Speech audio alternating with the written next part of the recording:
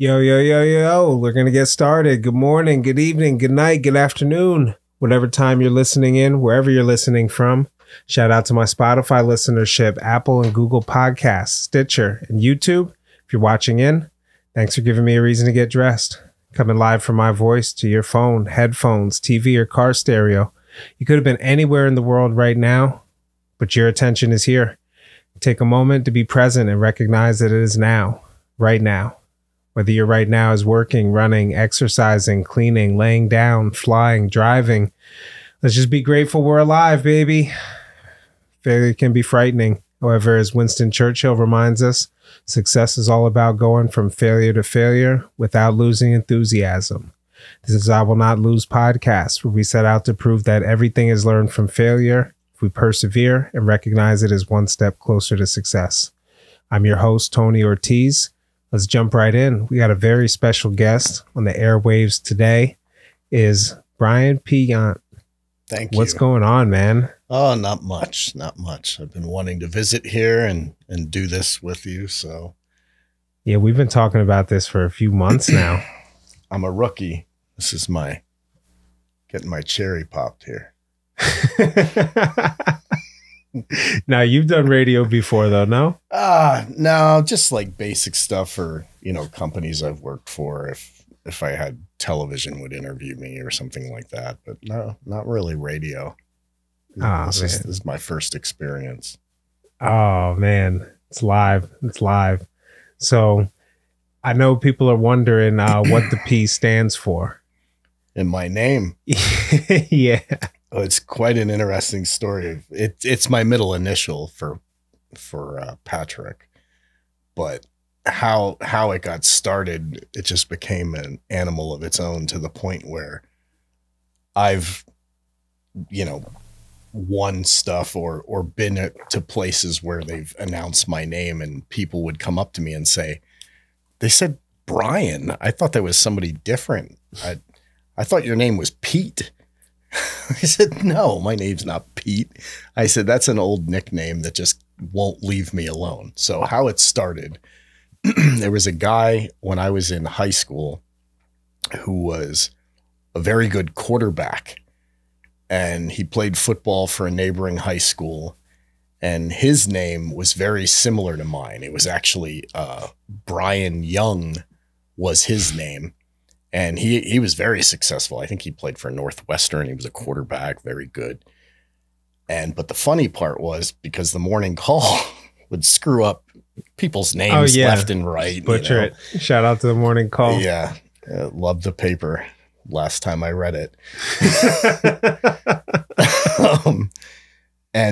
So they had all the stats of this poor bastard of everything he did in high school, which was incredible. He was an incredible quarterback. And whose picture do they have next to it but mine, who played for a rival high school, didn't even have a quarterback number. I was a linebacker. I was number 66. Oh, man. So it was funny. And I put it on my refrigerator for a while as a joke. Some of my friends did as a gag. But that's kind of how it started, because I finally, when wrestling came around, that was my gig. That was my sport. And they had something was written up in the paper. I finally got some press. I beat some kid in a tournament, and, it was probably in sixth place, the hell if I remember. But they finally had my name. And of course, didn't they screw it up the same way?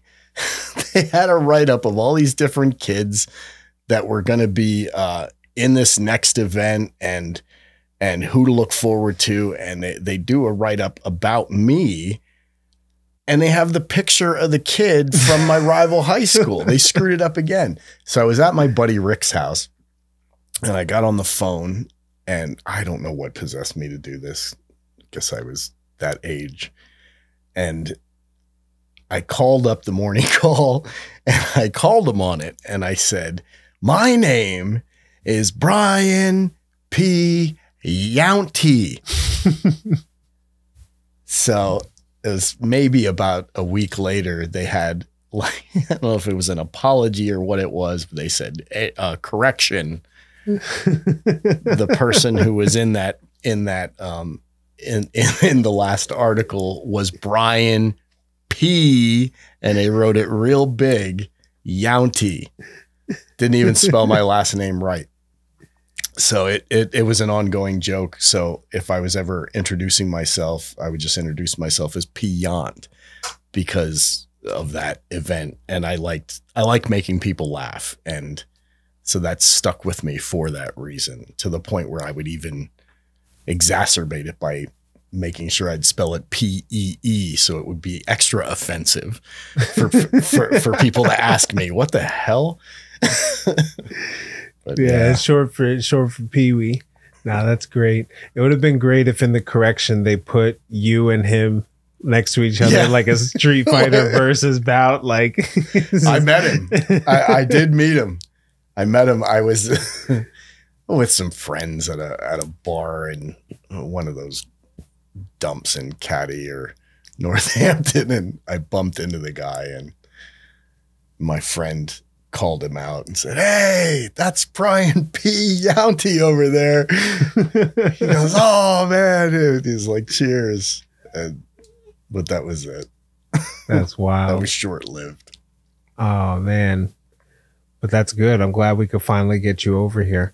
We've been talking about doing a couple stuff. You took me out, you big disc golfer. And then you took me out a couple times last year. We were going to go out a week ago this year, but got that shoulder injury. Well, plus we both have ADHD, so we're procrastinators. And by the time the end of the day rolls around, it's like, I think I got other stuff I need to do. Yeah, I was thinking it would be great to do, maybe throw some discs, go down to the Parkway after this, but it'll probably be dark till we get out of here. We'll see. Yeah.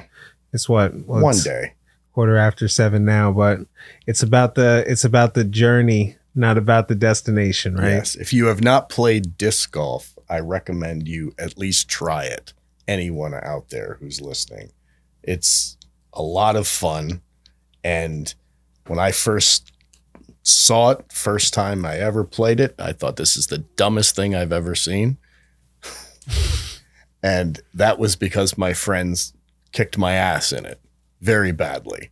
And I don't like to lose. I'm a sore loser. So I said that it was for pussies. And then I played with some people who could throw that thing like 2 football fields. And I said, holy man. So there is another level to this. It's not just with your buddies losing by, 1 to 10 strokes. And I started to learn, how to throw it that far just to try and do that. I didn't really care about the score. And then once I figured out how to throw it really far, then I started caring about the score. And then I started having fun and won a couple tournaments. And yeah, I was going to say, you were telling me about some tournaments. Mm-hmm. I want to just go along for the ride. I got no will to win a tournament, but I would go just to participate in one.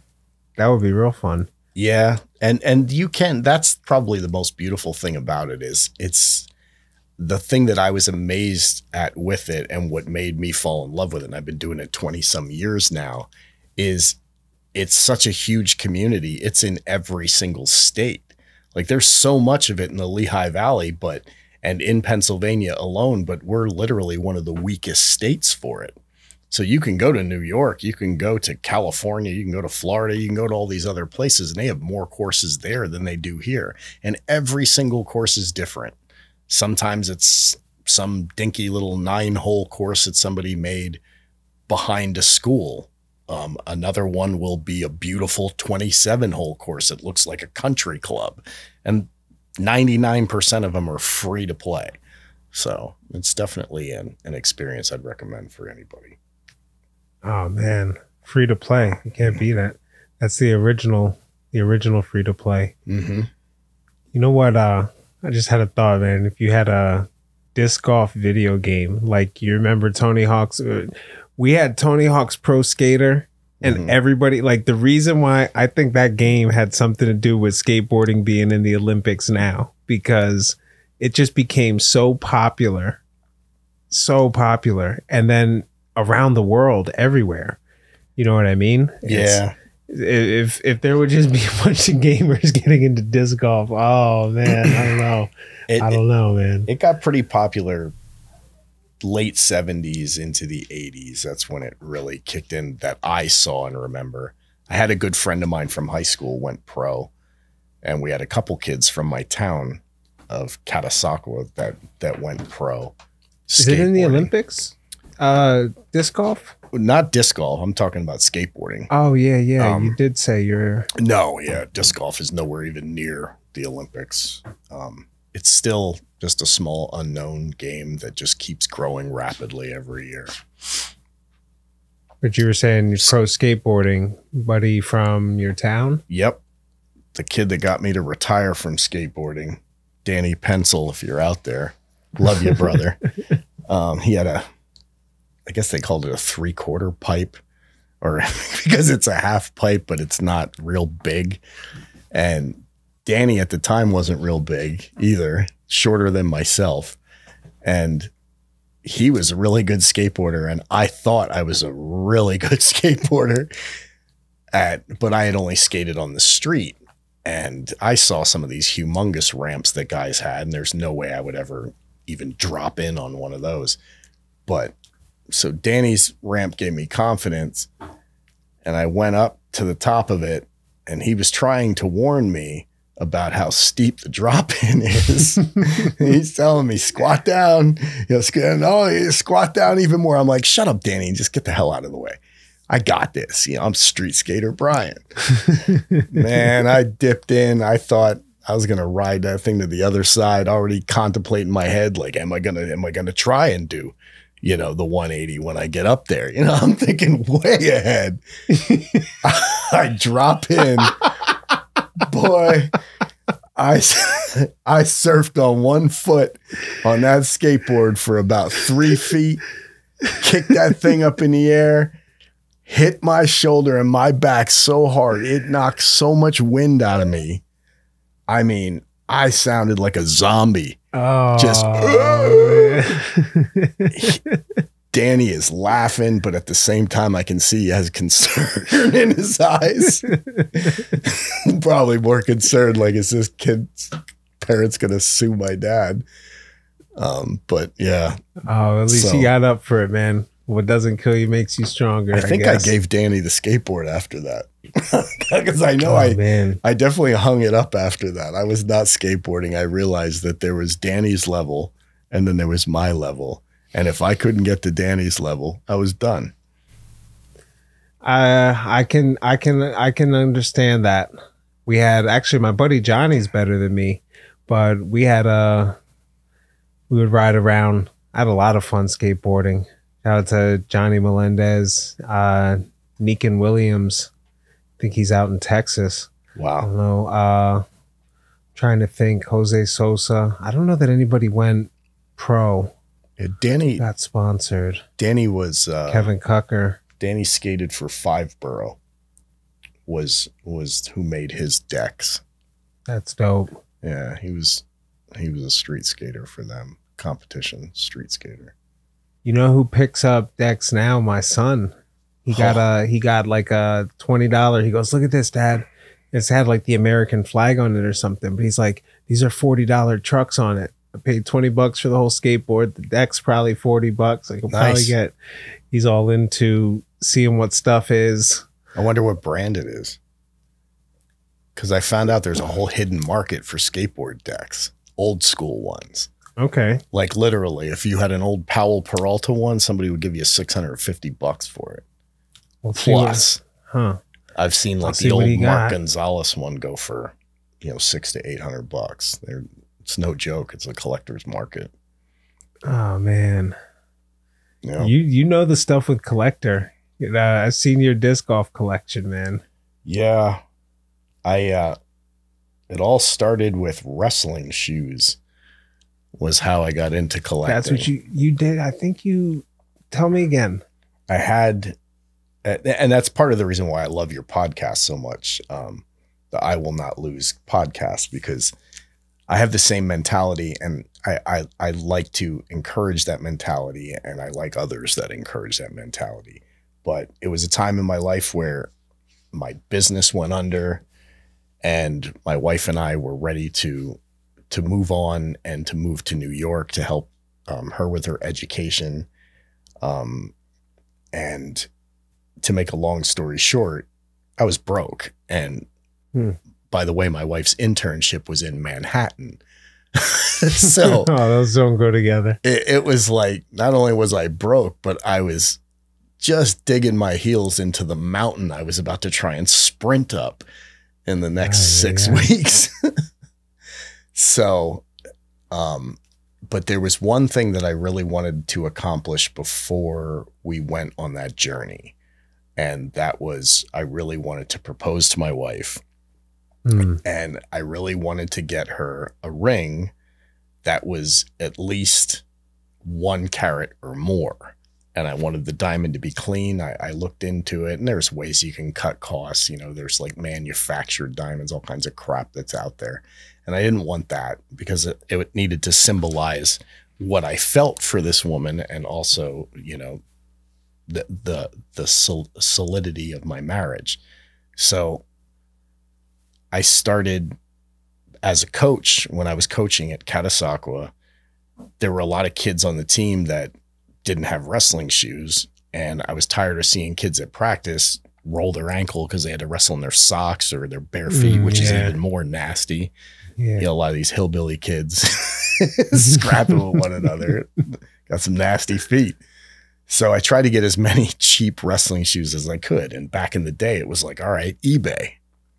And I found some here and there, $6, $8, picked up a bunch, had them in my cart. And just as I'm about to check out, I'm like, I wonder what my old wrestling shoes that I had from high school, wonder if they got a pair of those. I'll see if I can purchase them and dust those old things off. Man, they didn't have them in my size, but they had the exact red, white, and blue Combat Speed Adidas pair that I had, was selling for $136 and some odd cents. There was like 68 bids for it. So I knew the guy started at 99 cents because that's what everybody did back then. And people were going nuts for it. And then the light bulb went off. Wait a minute. When I wrestled for the Army, I knew that the Lehigh Valley was way more advanced in wrestling than any place else, just by reputation alone. So I knew a lot of the mom and pop shops around us would still have these old school shoes. So I started doing my research, started looking up all the old pairs I could think of that I might be able to get my hands on, and they were selling for $300 to $500 a pair. Oh, shit. So I went to every single sporting goods store that I could find, and I said, do you have, these shoes are nice. I like what you have on the wall. I'll take that one. I'll take this one if it was old enough. But most of the time I would ask them, do you have anything older, like some old stock in the basement? Because I need these for kids, you know, for the wrestling this team. Guy. Snake oil sales, dude. So they would say, oh, yeah. I'd go down there and I would say, what do you want for them?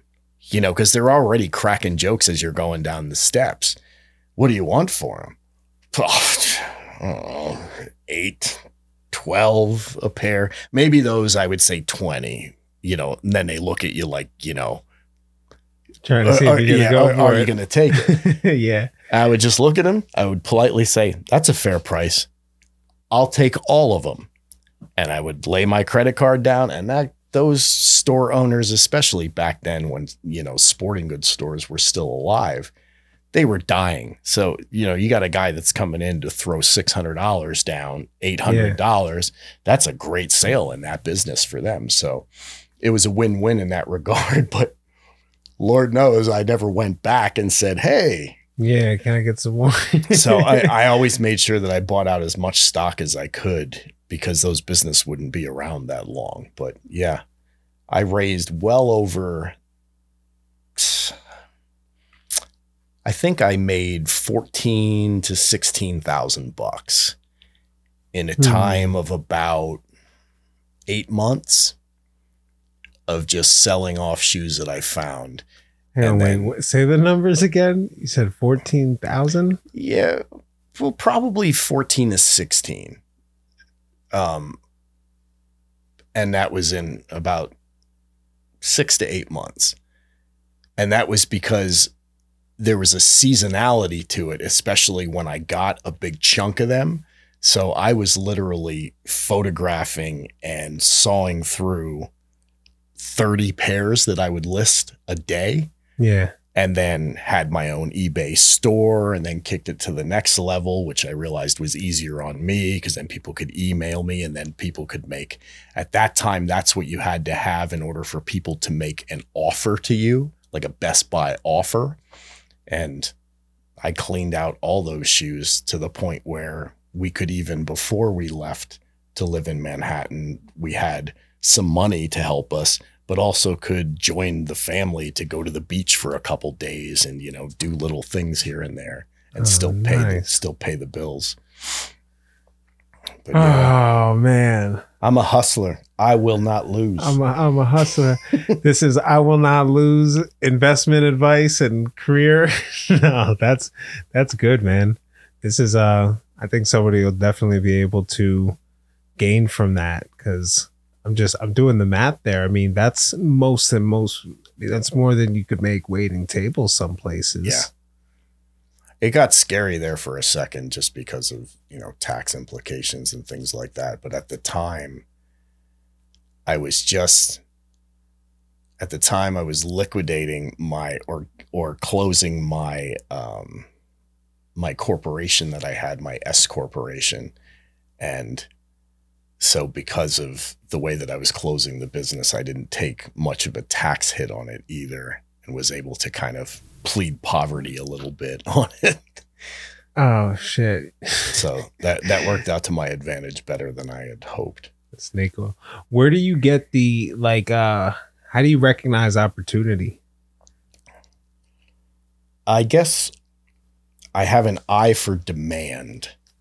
And I can, and don't get me wrong, you know, we can all think of our failures in life where we thought something was a sure thing, but it's all about how accurately you learn from that lesson and then apply it moving forward. So I've always been able to recognize something that's very similar to something else and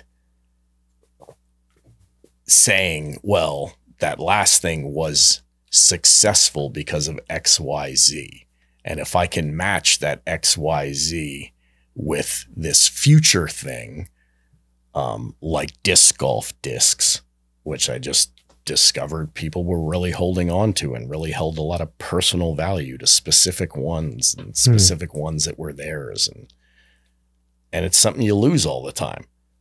So that there's your demand. And I started to see the demand around me. So then learning the lesson that I had learned previously from the wrestling shoes, which was a gift from God, Allah, Buddha, whatever you believe in, karma. It was a gift that was given to me. So I'm not going to look a gift horse in the mouth. I just started grabbing those discs and throwing them in a Rubbermaid container and keeping them in storage, first in my basement, then in my mother-in-law's basement, then in a storage locker, and just kept collecting them. And then lo and behold, go on eBay. The most in-demand ones were the early ones that they made back in the day because people like to hang them on their wall or they like to throw them. And you can't find that exact plastic and that exact design ever again than those years that it was made. So it created a whole collectability market that is scarcity. It's ridiculous. Yeah, I was surprised. So give me just some numbers there. It doesn't have to be the most expensive disc you've ever sold if you don't want to throw it out there. But I don't mind saying that. So I know people are listening wondering, so how much does a disc go for? Now, a lot of the people that I deal with, they're collectors also. So I always lean to give them favorable deals, because they'll keep buying from me. And so you take care of those guys. But online, if it's on an auction, then let the wolves feast. The most expensive disc that I sold was $2,000. That was for a piece of plastic that was made in 2015 that was valued at that amount. And right now, if you go on eBay and you look up disc golf and you see what pops up as far as equipment discs, and you sort that to the highest price, and your eyes will pop out of your head. And it's because this game goes all the way back to the 70s, and it became extremely popular in the 90s. Now to the point where since the late 90s to today, they play for over $2 million a year in a professional league. So some of you are going to try disc golf now. Yeah. Listen, somebody's going to try to make that disc golf game. It's been made out there programming. There's a couple of them. Is there disc golf games? Yeah. A couple apps for your phone too. Oh man. Yeah. I'll have to check it out. I mean, there's nothing on Tony Hawk level. I'm going to give you that. That game gets major prop, especially for music wise. That's what made that game more than anything. Yeah. The soundtracks were ridiculous on those. Shout out to Beat of the Month podcast. They did a video game music, and Tony Hawk got featured in one of their trivia tournaments, or I think it was Superman from Tony Hawk's. Okay. But yeah, man, that stuff's iconic. That stuff's iconic.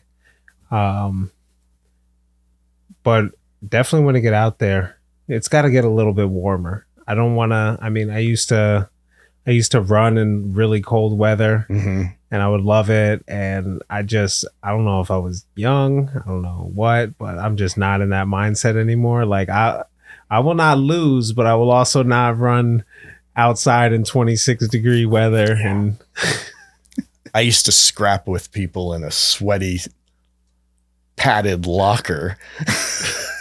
So if I did that as a wrestler, and stuck to it, I can be comfortable in just about anything. But I too, I'm a fair weather disc golfer and a fair weather outside person too. There's no reason in suffering, suffer just for the hell of it. 50 layers just to say you did it. Well, you said you wrestled in the Army. Yes. You want to talk about that a bit? Yes. I did freestyle and Greco-Roman. I wrestled at Catasauqua for a little while. Was decent. I wasn't great. And I left early. I remember the coaches that I had, they were great coaches, legendary coaches, but they were kind of slowing down and were done with it. And I wasn't seeing the same effort with the team that I was put through as a freshman, sophomore, and junior. And I was my junior year, which is the year that I would have been the best, when I was the strongest, fastest, and was crushing kids at every camp. I dislocated my knee and I had to sit the whole season out.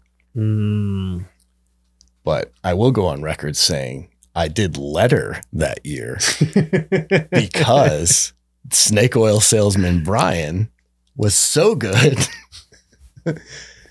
I had beefed up about, 25, 26 pounds. So all they would see, the smoke and mirrors, they saw the kid who they remembered, who was pretty scrappy a year ago at 119, who now weighs like 140 pounds, and he's got pecs and, he's looking like a beast. The kids would remember me, who were on the teams that I was on prior to that. They'd probably shift matches then. Yeah. And that's great. I got forfeits. Yeah. And it was bad. Like I had this creaky knee brace on, and it was like, as I'm walking out for them to raise my hand. But yeah, at the end of the year, I had a better record than most kids on my team because they weren't so solid that year. And but yeah, and then my senior year, you know, they were kind of done with it, and they were supporting one kid who was a good friend of mine, who was a sophomore, and I supported him as well. But I'm like, I don't need to be going through these practices anymore if you're really only coaching that kid, because I'm coaching that kid too, you know, on the side away from practice and all of that. And I kind of lost my luster for it. But then when I was in the Army, I was going in a different direction, you know, just looking for something that had structure to it, you know, where I could build a career. And my whole family has been in the military throughout history. My grandfather was a colonel, and I was kind of at a crossroads where like, I don't know what I want to do, because my original job was on tanks, and they had a wrestling room right after basic training at my base at Fort Riley. And they had a wrestling room that was connected to the main gym, the old gym. And I went in there, and because somebody told me it existed, and I watched these guys scrapping back and forth, and I heard them running their mouths about this kid was a state champion, this kid over here was a regional champion, this kid was that. And I looked at my buddy and I said, you know, I thought I was putting wrestling in the past, but these guys suck. And I'm about to have a field day. I'm going to start dunking these dudes left and right. Like, watch this. Man, I went out to the car. I got my gym bag out of my 1991 Honda Prelude. Got my gym bag out, threw on those red, white, and blue Adidas, and I thrashed these kids. And because I had wrestled freestyle a little bit in high school, they had a team that the late Tossi family and John Togus used to run. Rest in peace to all of them. Rest in peace. And it was called Talon. And it was a great team back in the day where we used to wrestle freestyle against other kids, other schools, and also other countries. So I had experience with it, and I just kept tearing kid after kid after kid. And then they had a post tournament. And by the time the post tournament came around, they had a kid at my weight class who was already on the all Army team years prior, had an injury, went back to a regular unit, and then was just practicing down there. Well, it just so happened he was in my weight class. So not only did I continue to beat those kids, I beat him. Now, he was no cakewalk. He was no cakewalk at all. Right? Yeah. And very experienced, you know, somebody who's done international wrestling they're like a brick to go against offensively. Defensively, you know, I had a lot more tricks in the bag against him, but offensively, they're like a brick. They're very good at hand fighting. They're very hard to shoot against. They're very hard to grapple with. What weight was this at? At that point, would have been about 160. And it went in kilograms, and God, if I can remember what half of them were. But that gives me an idea. Yeah, it was about 160 pounds is where I was. I'm going to say it was a shade under that, like 154, which would have been the college weight. And yeah, so I beat him. And then after that was invited to go to Fort Benning, wrestle for a bit, and wrestled in a couple events here and there. And then they had the Armed Forces tournament, which I won. And then I came back, and it was kind of like I was done with it, to be honest with you. I separated my shoulder real bad. In the Army? Yeah. Well, no, it was because of wrestling. Another side story. I came back, ran into an old high school buddy who was running his mouth, who played fullback at Lafayette College.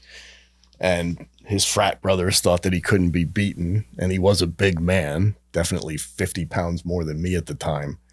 Nah, I see where this is and going. Yeah, you know, stupid alcohol and stupid testosterone. And I wrestled that kid on the fraternity floor in the basement. And I guarantee you the Fiji house will not forget, because that place was rocking. They set us up like it was King Kong Bundy versus Hulk Hogan or John Cena versus whoever the hell he used to beat on.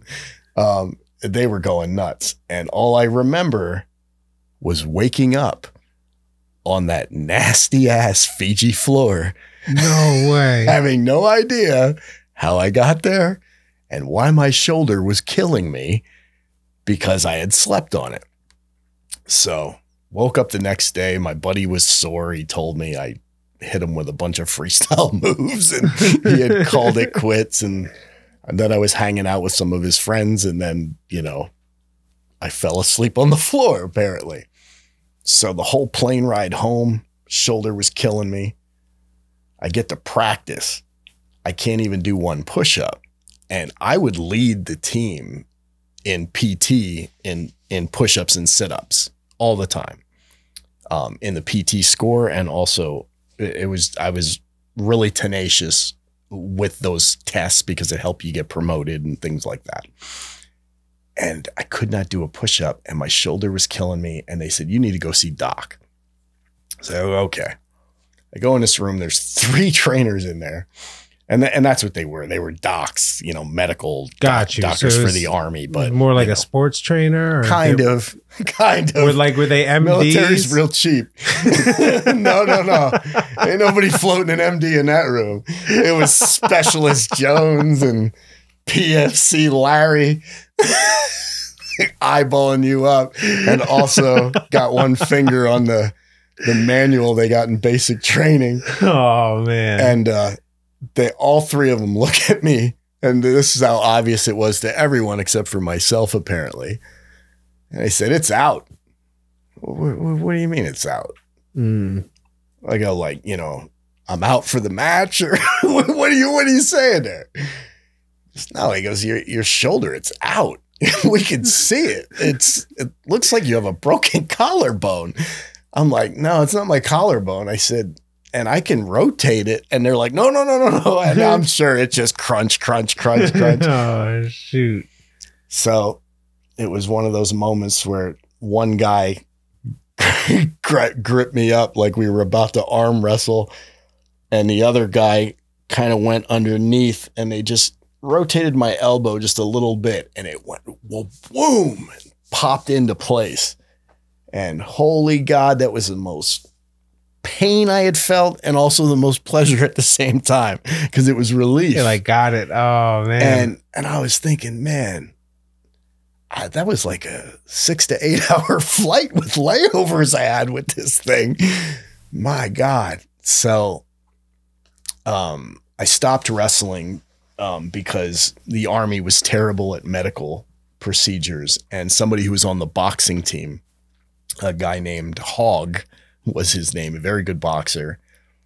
He showed me the explorative surgery that the military did on him, and he had a scar that was humongous. And he said, you get out of here. He goes, it's just a dot here and a dot there to fix your shoulder. He goes, these people don't know what they're doing. Oh, shoot. So I got up, said, I'm not wrestling anymore, which is odd for somebody who just won the championship. But then I went back to Fort Riley, and then I helped train a bunch of guys, and I really fell in love with coaching. And all the guys that I trained ended up in the finals for this, the post championship, the same one that I had won previously to get onto that team the year prior. They had all made it to the finals. None of them won, but they all made it to the finals, and none of them expected to get there. And the shame of it was the one guy who didn't get to compete was my boy, Chief, very large Native American who wrestled in the heavyweight division. Chief got so good from me practicing with him, I could not score a point on that kid. And I was an armed forces champion. So for me to just teach a guy and him to pick it up that fast, he was an extraordinary athlete. Well, wow. Chief, ended up for some disciplinary reason. He wasn't allowed to wrestle in the tournament, and which was, some trumped up charges of a sergeant that didn't like him because Chief was the kind of guy to tell you to go pound sand. Yeah. He didn't get to wrestle in that tournament, but he was the best wrestler I ever met as far as training and competed against. So he is who got my red, white, and blue combat speeds. Oh man, he brings it back to the combat speeds. Yep. There's a funny ending to that, to the whole thing. There are some wrestling shoes today that sell for a lot of money, but Adidas, the company, caught on to it. They realized, wait a minute, we can't sell the shoes that we got now for $60. They're just rotting on the shelves. But there's people paying $1,000 for these pairs of wrestling shoes. We're going to keep our eye on this. And I noticed the shift change all in 1 year. And thank goodness it was when I had sold my last pairs. Adidas re-released all the old shoes that they used to make. And they weren't the same exact style. Some of them damn near were. But it was like a newer futuristic style that I'll be honest with you, I'd rock them.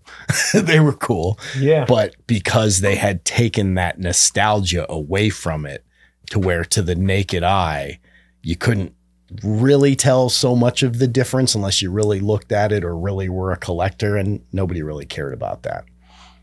No, when they reprint stuff. I mean, I think it's like that with Pokemon cards. Like you can get stuff that's not first generation, but it just makes the other stuff crazier.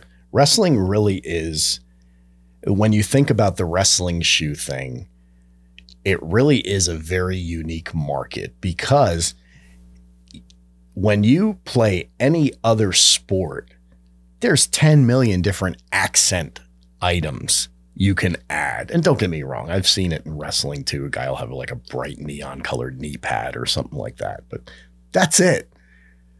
Let's look at the other crap you got to wear when you wrestle. There is nothing flattering about the wrestling singlet. A singlet. That's disgusting. It's like go out here. You're going to be a Cirque du Soleil performer today. And the earmuffs. Like, I understand the protection because, I've seen what the dog-eared gremlin people look like when their ears get all boxed up. Cauliflower. Yeah. But, I mean, you can't tell me in all this time that somebody didn't dream up a better design or system than the crap that they've been rolling. He's got it on that trophy I got. I think he's wearing those big ones.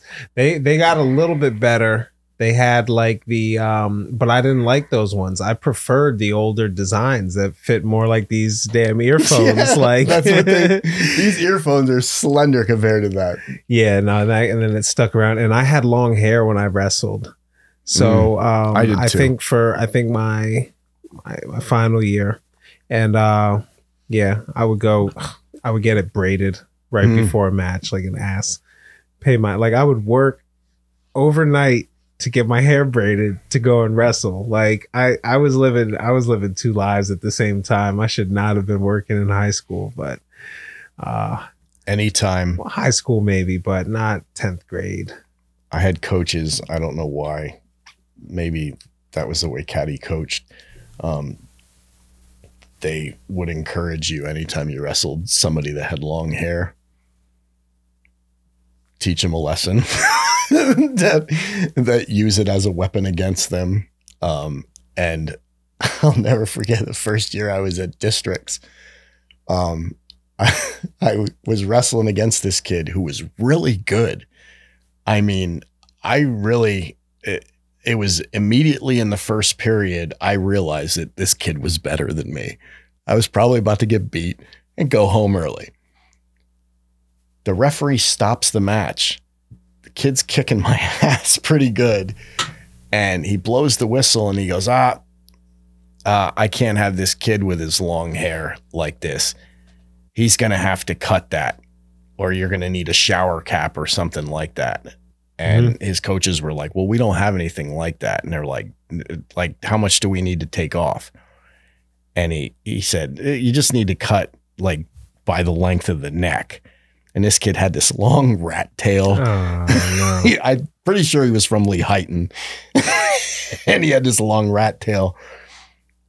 And he takes a look at me, takes a look at the ref, and goes, cut my hair? Are you shitting me? This is good luck for states. I'm a track athlete.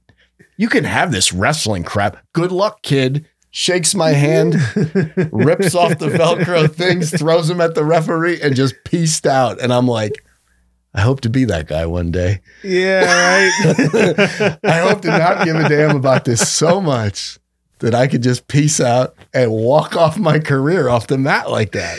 I don't know if I would have made that decision, man. If you're listening, I want to know who you are. Yeah, Mystery right? man from Lehighton.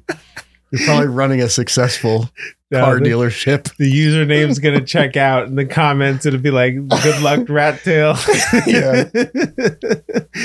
Rat Tail E245. Yeah. After hearing my prior story, now he's going to want a rematch in front of family and friends.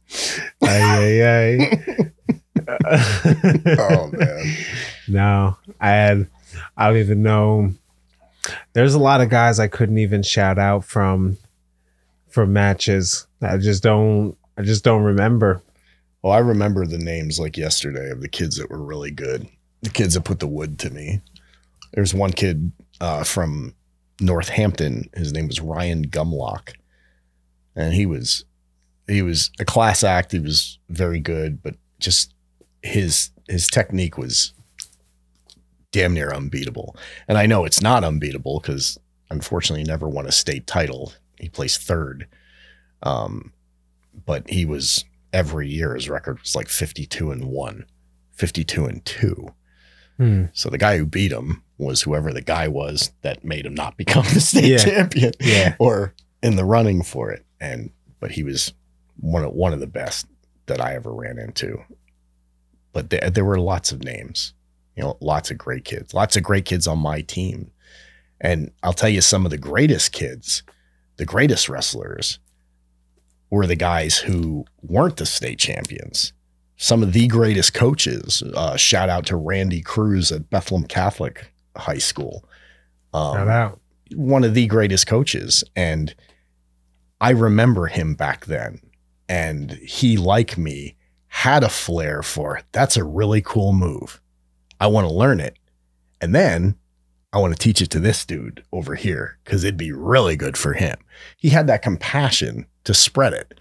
And I found that was the poison that actually hurt a lot of people in that sport too, is the people who were too selfish with it, who were trying to, keep all their own secrets in their own bags so they could make sure that they would win the bout out to be on the team. Well, you're cutting yourself short, buddy, because you might be able to make the team, but guess what? Now we're all gunning to teach him a move to beat you next time. So.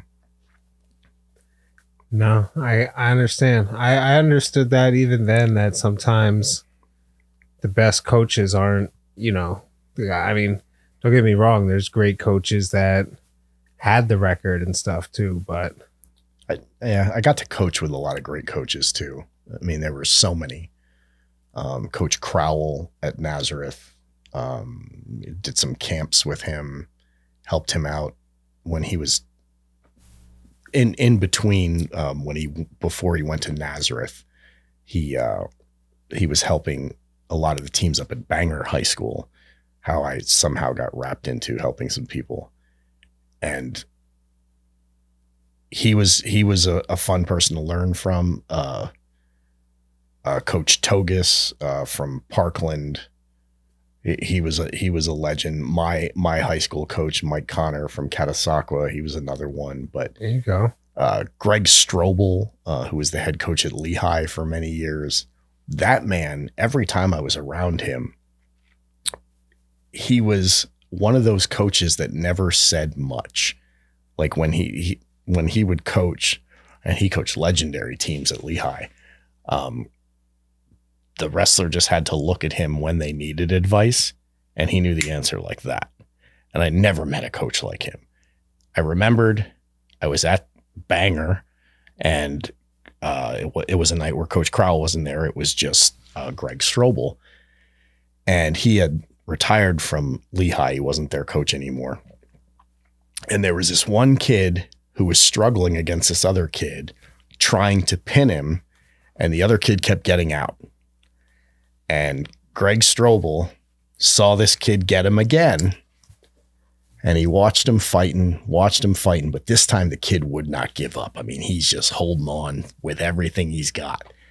And I came over and I said, listen, if you keep doing that, you're going to run out of gas. A trick I want you to do is take your fingers and dig them into the mat like claws. And you can hold his leg that way, and you can hold his head and his shoulder that way. And Greg Strobel saw that, and he came running over, and he goes, better yet, now take your fingers and crawl them to one another. And I watched this kid just wiggling his fingers, locked it up like it was nothing, pinned the guy flat. That was all he said. He did like an about face. He knew it was going to work before the kid even moved a digit, turned around and sat down and just kind of looked up and went, yeah. And I'm like, man, there are people that are that talented that have just seen it all. Yeah, they see something we don't see. I got to shout out Tommy Durhammer. Yes. Tom Durhammer, my coach, and very good coach. Can't shout him out without Birch. B. Birch. Ah, Billy Birch. Billy Birch, yeah. I'm familiar with both of those gentlemen. Yeah. Billy Birch wrestled two people from my high school. Brad Lauer and Joe Stofko. Lost to one, beat the other. And your coach, Durhammer, back when I had a trophy and awards business, I designed his Coach of the Year award. Oh yeah, for District 11, which for the last time I saw him and talked to him at a DERA fundraiser for basketball, he told me he loves it and he still has it, has his headgear in it. So yeah, that's nice. I remember lasering it in my living room. I don't think I was at the DERA wrestling reunion last year. I'll have to check that out this year. It's like something like to stick a part of, but a bunch of those guys are still getting together. That's cool. I went to Catasauqua and we used to practice with them every single year. We would go over there quite a few times and scrap with them. And I think you said you really didn't do that. Did you practice with Caddy at all? Were they still coming over there? Not Caddy. We were practicing with not Saucon Valley. What's the other? Maybe it was Saucon Valley, the blue and white. Southern Lehigh? Not Southern Salisbury. Lehigh. Salisbury. That's the one. Yeah. I always get Salisbury. Those three that you just said, I always get those mixed up. They're like some shade of blue. It's a small town. But no, we would go with Salisbury. We did Central a few times. We would go up to Penn Argyl. My coach, wow. Durhammer, took us around some day. He would, and he'd say this Saturday, only on like a Saturday, we'd go and do something, or if it was before something. I think the farthest we went was Penn Argyl.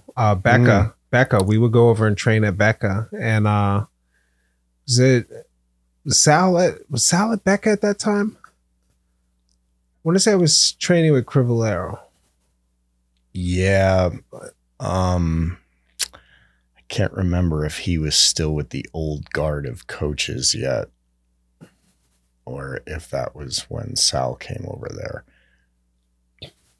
I don't know. We'll have to check. I go back. If I could go back now, like I document everything podcasting, but I have 3 albums that are nowhere to be found. If you're listening to this, or if you tag somebody who has my first album, I just thought about that. Somebody we sold like 200 copies my senior year. Somebody has it stored somewhere in an old CD case or something. I just need, it can have scratches on it. I'll put it out with the scratches. I just want to put it out digitally. I want to play it for my son. But I think we can start landing this plane soon, man. Yeah. One thing you kind of talked to me about earlier that I'm sure we'll elaborate on in a future episode, but the new collectible thing, beyond, disc golf crap, which is something I discovered, is definitely cryptocurrency. Yeah. And that's a topic that not enough people are diving into. And I'd like to do like an entire podcast episode with you so you can title it as that too, to get the SEO for it. But cryptocurrency is definitely a lucrative future thing. And until you learn the technology, then if you're a skeptic like I am, especially with investments, you're kind of flying blind and just throwing money in different directions. But when you understand the technology and what the future purpose of it can be, you're at a ground floor of investing that is literally pennies on the dollar. So if you're looking for anything out there to help you to enhance, like maybe you got started with a retirement plan late in your life, and I am not licensed or authorized to give this advice. So, what you mean, man? This is, I will not lose. I'm not. And you're always supposed to say that. So if you lose your ass doing this because you made stupid decisions, go pound sand. But no, I mean it. Like of all of the opportunities that are out there, it's a 100 time to 300 time whatever value of what you're putting into it. And there are people that are losing a lot of money because guess what? We ain't doing shit with it.